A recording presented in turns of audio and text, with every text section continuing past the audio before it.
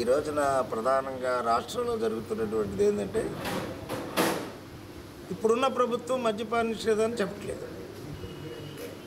మేము వచ్చే రాజ్యాన్ని బాగు చేస్తామనే తెలుగుదేశం ప్రభుత్వం మద్యపాన నిషేధాన్ని చెప్పట్లేదు.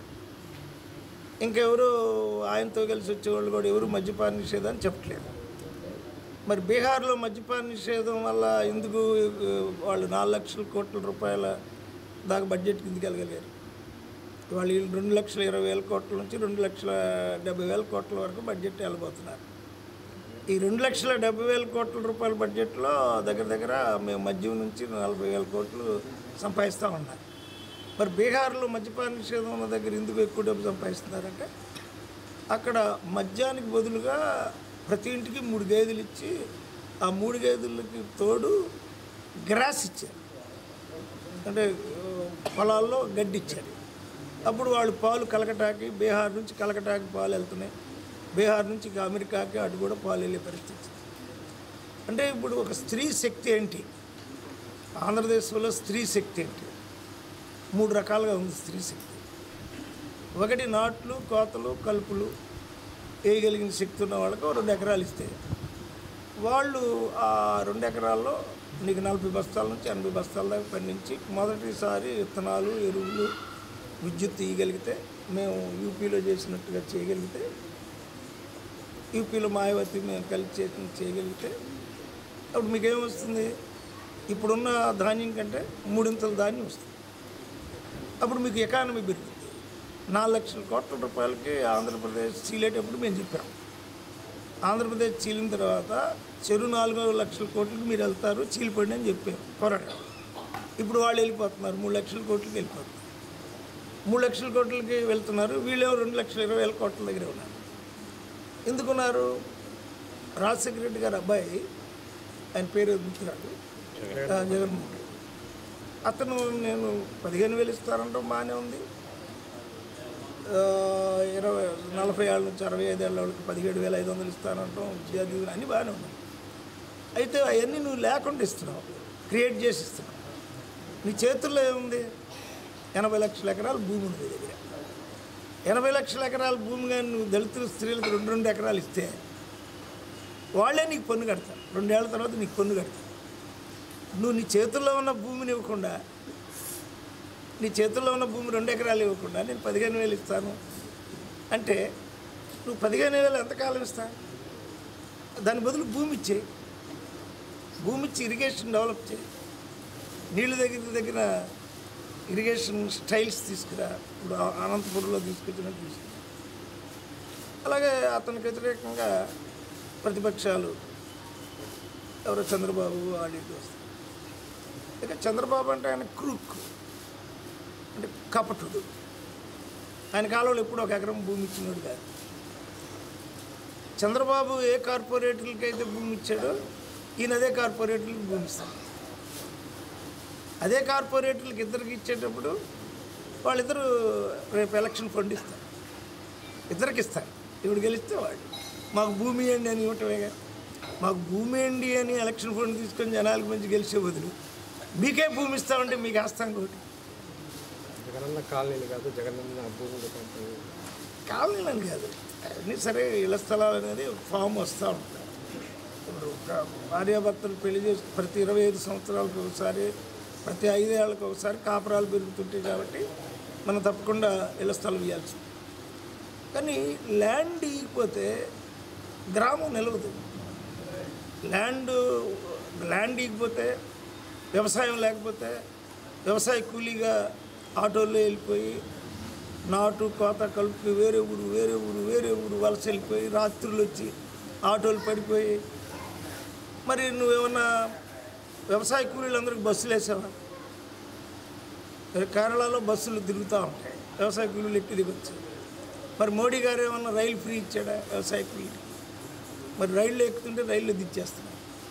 బస్సు ఎక్కితే బస్సుకి 50 రూపాయలు, 100 రూపాయలు, 200 రూపాయలు కూలి కంటే ఎక్కువ. ఆటో ఎక్కితే 20 మందిని తోసి. అంటే వ్యవసాయ కూలీకేమో బస్సు ఏర్పాటు చేయాలి, వ్యవసాయ కూలీనేమో రైతుగా మార్చాలి. ఇది అంబేద్కర్. ఈ 2 మీద మేము స్ట్రెస్ చేస్తున్నాం. మా రాజ్యం వచ్చేవాడు రాజ్యానికి కొంచెం ఆలస్యం అవ్వచ్చు, కానీ ఇప్పుడున్న రాజ్యాల మీద అంబేద్కర్ ఎలాగైతే నెహ్రూ రాజ్యం మీద వాళ్ళ మీద డిమాండ్ చేశాడు, మేము కూడా మీరు ఇప్పుడు ల్యాండ్ ఎందుకు ఇవ్వలేరు అని మేము క్వశ్చన్ చేస్తాం. రెండోది, ఒక 10th క్లాస్ చదివిన ఆడపిల్లని ప్రభుత్వం దత్తత తీసుకోవాలి.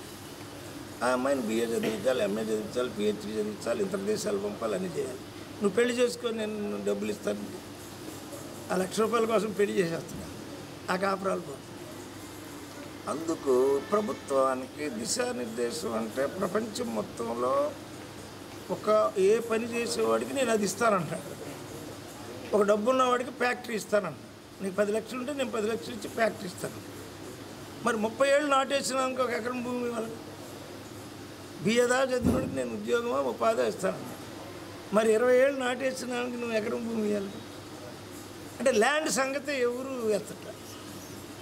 తర్వాత ఉద్యోగం అంటే అంబేద్కర్ ఏం చెప్పాడు, పబ్లిక్ అడ్మినిస్ట్రేషన్ చేయదు, ప్రైవేట్ చేయొద్దు, ప్రతి పాస్ అయినోడికి ఉద్యోగం ఇచ్చేయాలి.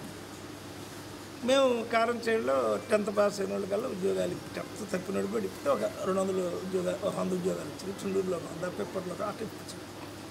ఇప్పుడు నువ్వు ఉద్యోగం ఇవ్వకుండా వాడిని ఉద్యోగస్తుని చేస్తే వాడు నీకు పన్ను కడతాడు. ఒక లెక్చరర్ ఇవాళ, ఒక టీచర్ ఇవాళ ₹1,00,000 వచ్చినా ఫిబ్రవరి జీతం అంతా కట్టేస్తాడు, నీకు పన్ను కడతాడు. పబ్లిక్ అడ్మినిస్ట్రేషన్ పెరుగుద్ది కదా. ఇప్పుడు ప్రైవేటు స్కూళ్ళు పెరగడానికి కారణం ఏంటి? నువ్వు టీచర్స్ రిక్రూట్మెంట్ ఒక 20,000 వేసి టీచర్స్ని బలంగా చేసి ప్రతి సబ్జెక్ట్కి టీచర్ని పెట్టి ఎడ్యుకేషన్ డెవలప్ చేయడానికి నువ్వు ఎడ్యుకేషన్ ఇన్స్టిట్యూషన్స్ యొక్క స్ట్రక్చర్ కాదు, ఎడ్యుకేషన్ హ్యూమన్ స్ట్రక్చర్ పెంచాలి. ఒక టీచర్ అంటే నీకు వెంట ద్వేషం ఎందుకు? వాళ్ళు ₹1,00,000 తీసుకున్నారనే ద్వేషం ప్రభుత్వానికి ఉండకూడదు. ఎందుకు ఉండకూడదు అంటే టీచర్ అంటే ఏంటి? ఆమె టీచ్ చేయాలి, ఒక 70 మందిని ఎదుర్కోవాలి, ఒక 40 మందిని ఎదుర్కొని వాళ్ళకి పాఠం ఎక్కించి ఆ పాఠాన్ని ప్రిపేర్ అయ్యి దానికి చాలా బ్రెయిన్తో పనిచేసేదానికి ఎప్పుడు కొద్దిగా ఎక్కువ డబ్బు ఉంటుంది. దానికి ఉద్యోగాలు ఇట్లేదు. ఎలక్షన్ 3 వచ్చినప్పుడు పెట్టారు, అది వస్తాయో రాదో తెలీదు, రేపు టెట్ అయిన తర్వాత. అంటే ఇదంతా అన్సర్టనిటీ నుంచి ప్రభుత్వాలు కానీ రాజ్యాంగబద్ధంగా అంబేద్కర్ ఏం చెప్పాడో ఎవరూ చదవట్లే. మేమేమన్నాం, రాజ్యాంగం ప్రకారం మీరు వెళ్ళండి, చదువుకున్నవాడికి ఉద్యోగం ఇవ్వాలి, పనిచేసేవాడికి భూమి ఇవ్వాలి, పనికి వెళ్ళేవాడికి వాహనం ఏర్పాటు చేయాలి. ఇవి మేము కోరుతున్నాం. ఇది ఆల్టర్నేటివ్. రాజ్యాంగంలోనే కాకుండా వీళ్ళు సొంత ఎజెండా. నువ్వు రాజ్యాంగం ప్రకారం వెళ్ళు, సరే సొంతగా ఇంకొంచెం ఇంప్రూవ్ చేస్తే మంచిది. ఆ సొంతగా కానీ రాజ్యాంగం ఇది. The constitution it self is being. ఎవడైతే ఎడ్యుకేటెడ్ ఫెలో ఉన్నాడో వాడిని ఉద్యోగుడిగా మార్చుకుంటే వాడు BA దాకా చదివి, MA దాకా చదివించి ఇంత చేసినాడు, B.Tech చదివి, M.Tech చదివి వాడు ఐటీలో చిన్న ఉద్యోగం కోసం 25 ఏళ్ళ వాళ్ళ కోసం సర్టిఫికేట్ పెట్టి అమెరికా వెళ్ళి ఇతర దేశాలు వెళ్తే నీ దేశంలో ఉన్న సంపద, జ్ఞానం, సాంకేతిక విద్య, విజ్ఞానము మిక్స్డ్ చేసి జనజీవనాన్ని డెవలప్ చేయడం అనేది నీ పని. మానవశ్రమని, ప్రభుత్వ వనరుని ఇంటర్లేట్ చేయడం అనేది నీ పని. ఎప్పుడో ఆర్థర్ కాటన్ కట్టిన బ్రిడ్జిలో ఒక 8,000 మంది లేదా 20,000 మంది పనిచేసినట్టు పేర్లు ఉన్నాయి. నీ దగ్గర ఏ బ్రిడ్జి కట్టినట్టు పేర్లు ఉన్నాయి? కన్స్ట్రక్షన్ ఏది? బ్రిడ్జిలే వాటర్ని ఫ్లో చేసి కొత్త ప్రాంతానికి నీళ్ళు తీసుకెళ్ళటం ఏది? ఆ కాలువలు తవ్వడానికి జనానికి డబ్బులు, ఉపాధి హామీ పథకం అని వాళ్ళకి ₹200 ఎవడు పనిచేస్తాడు? పొద్దున్న పనిచేసిన రోజుల్లో ఏంటి అంటే ఏంటి? అంబేద్కర్ ఏం చెప్పాడు? ముందు ఎస్టిమేట్ చేయాల్సింది ఏంటి? నీకు ఎంత భూమి ఉంది, ఎంత నీరు ఉంది, ఎంత కొండలు ఉన్నాయి, ఎన్ని అడవులు ఉన్నాయి, ప్రకృతి, ఎంతమంది మానవులు ఉన్నారు, ఎవరెవరు దేనికి పనికొస్తారు, ఇంటర్లేట్ చేసి సంపదను పెంచాలి. అలా 2,20,000 నుంచి 2,30,000 నేను సరిగా చేసి మేము చెప్పినట్టు ఇది ఉంటే జగన్మోహన్ రెడ్డి గారు తప్పకుండా 4 లక్షలకి వెళ్ళిపోయింది. మేమేం చెప్పాం? ప్రతి స్త్రీకి 3 గేదెలు ఇచ్చి ఒక 20 సెంటు గడ్డికి, మళ్ళీ తరుపు గేదెలు 3, 6. ఈ 6తో క్షీర విప్లవం వచ్చి ప్రపంచం భారతదేశానికి అంతా ఇది పాలీగలు. అది మేము 3 చోట్ల చేసాం. స్ట్రక్చరల్ చేంజ్ అంటే నీ దగ్గర పాలు పిండడం, వచ్చినోడికి గేదె ఇవ్వాలి కానీ వ్యాపారస్తుడికి గేదెలు ఇచ్చాడు, ఒక 20 పెట్టి మిషన్ల చేత పిండిచ్చి అటు తౌడేయకుండా పెట్టేయకుండా దాన్ని ప్రేమించకుండా వాటిని కూడా యంత్రాలుగా చూసి చనులన్నీ యంత్రాలతో నొక్కి చివరికి దాన్ని కట్ చేయడానికి పంపి అలా కాకుండా ప్రేమించేవాడు గేదెని. దళితులు కూడా గేదెలను ప్రేమిస్తున్నారు, యాదవులు గొర్రెలు ప్రేమిస్తున్నారు. నేను కేసీఆర్ చెప్తే గొర్రెలు విపరీతంగా ఇచ్చాడు, అక్కడ యాదవులు బలపడ్డారు.